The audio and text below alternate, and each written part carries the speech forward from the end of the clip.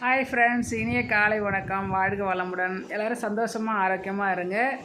பெண்கள் எப்போதுமே நம்ம வீட்டில் ஒரு சின்ன துளசி வச்சு கும்பிடுங்கம்மா. உங்கள் குடும்பத்துக்கு நல்லது.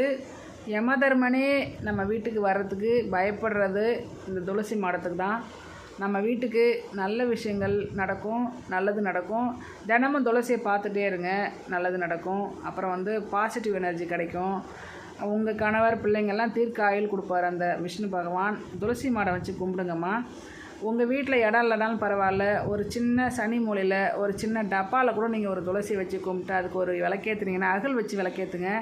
பெருசாக ஆடம்பரமாக ஒன்றும் அதுக்கு படையல் தேவையில்லை. சின்ன கொஞ்சம் திராட்சை வைங்க, ஒரு சக்கரை வச்சு எறும்பு சாப்பிட்ற அளவுக்கு வச்சுட்டு ஒரு விளக்கேற்றி கும்பிடுங்க. உங்கள் குடும்பத்துக்கு, உங்கள் வீட்டுக்காரருக்கு, கணவருக்கு தீர்க்க ஆயுள் கிடைக்கும். உங்களுக்கும் தீர்க்காயுஸ் கிடைக்கும், ஆரோக்கியம் கிடைக்கும். அந்த காற்றை நம்ம சுவாசிக்கும் போது நமக்கு நல்ல புத்துணர்ச்சி கிடைக்கும். நான் இப்போ துளசி மாடத்துக்கு விளக்கு வச்சுட்டு தான் பேசுகிறேன். நான் வச்சுருக்க துளசி மாடம் எங்கள் வீட்டில் பாருங்கள், என்னோடய வீடியோஸ்லாம் பார்த்து பாருங்கள். இந்த புரட்டாசி மாதம் ஃபுல்லாக நான் விளக்கு வைப்பேன். தினமும் குளிச்சுட்டு வைப்பேன். மற்ற நாளில் வெள்ளி செவ்வாயில் வைப்பேன். ஆடி மாதம் ஃபுல்லாக விளக்கு வைப்பேன்.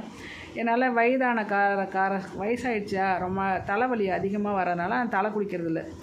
அதனால் வெள்ளி செவ்வாயில் மட்டும் வைப்பேன். நான் தினமும் விளக்கு வச்சு தான் இருந்தேன் இவ்வளோ நாளாக. இப்போ தான் கொஞ்ச நாளாக இடையில விட்டுட்டேன்.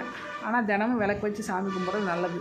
நம்ம குளிச்சுட்டு அந்த அகலில் சின்னதாக ஒரு தீபத்தை ஏற்றி, ஒரு வத்தி கலப்பரத்தை ஏற்றி, ஒரு நெய்வேத்தியம், ஒரு முந்திரி பருப்பு, ஏதோ ஒரு திராட்சை, ஏதோ ஒன்று வைக்கலாம். அவங்க சாமி நம்மகிட்ட எதுவுமே கேட்கல. நம்ம மன திருப்திக்கு சும்மா சாமி, வெறும் சாமி கும்பிடக்கூடாதுன்னு ரவுண்டு தண்ணி வச்சு பஞ்ச பாத்திரத்தில் இதை இவ்வளோண்டு ஒரு நெய்வேத்தியம் வைங்க. அது நமக்கு நல்லது. நான் இன்றைக்கி ஒரு பாசிட்டிவ் எனர்ஜியோடு இருக்கிறதுக்கு காரணம் என்னோடய துளசி அம்மா தான். அவள் தான் என்னை இவ்வளோ காலமாக காப்பாற்றிட்டுருக்குறேன். நான் கொஞ்ச நாளைக்கு சாமியை கும்பிடலாம் கூட எனக்கு மனசுக்கு சங்கடமாக இருக்கும். உடனே அவளுக்கு ஒரு குளிச்சுட்டு விளக்கேற்றி சாமி கும்பிட்றோம். அப்போ தான் என் மனசு திருப்தி அடையும்.